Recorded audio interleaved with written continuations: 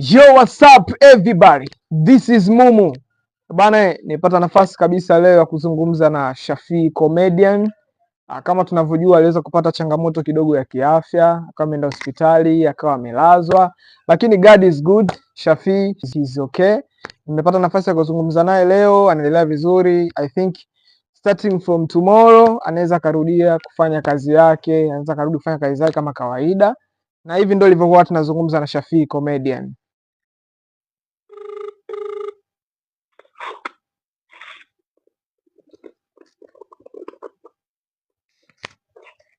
Yo my brother, what's up?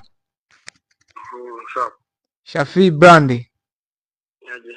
Inakuaje ndugu yangu? Kaka. Uko live hapa Personal Media. Nabii. Bwana, tumeona uliposti yako nafikiri kama siku ngapi nyuma ndugu yangu ulikuwa unaumwa. Yeah, of course. Sikuwa sawa kiasi. I say pole sana ndugu yangu, pole sana. Hivi changamoto, shida ilikuwa nini hasa? Malaria tu. Yes? Malaria tu. Malaria ndugu yangu. Yaani mashabiki na maana comment pole nyingi zimekuwa nyingi sana. Ndugu yangu, upendo ni mkubwa sana mtaani. Tunashukuru Mungu kwa sababu sio kila msanii atakuwa anapenda mtaani, kwa hiyo jambo la kushukuru Mungu, watu wameonyesha love na nini na kutukaa hivyo, kwa hiyo tuzidi kupambana. Hivi unaweza ukashare na sisi mastaa gani wameweza kuja kukuona kukupa pole?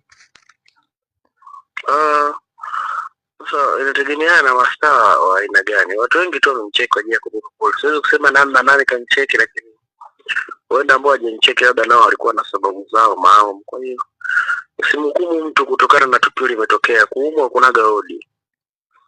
Okay. Kwa hiyo unakuta watu walikuwa wengine kwenye shows, wengine kwenye mitikasi yao, kwa hiyo so mbaya, lakini nafikiri muda wote tutarudi tena kufanya kazi kama kawaida. Nafikiri auendelee vibaya sana, uko vizuri.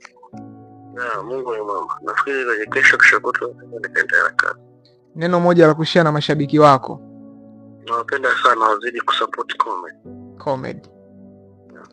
Asante sana kaka, tuko pamoja. Thank you. Poa poa.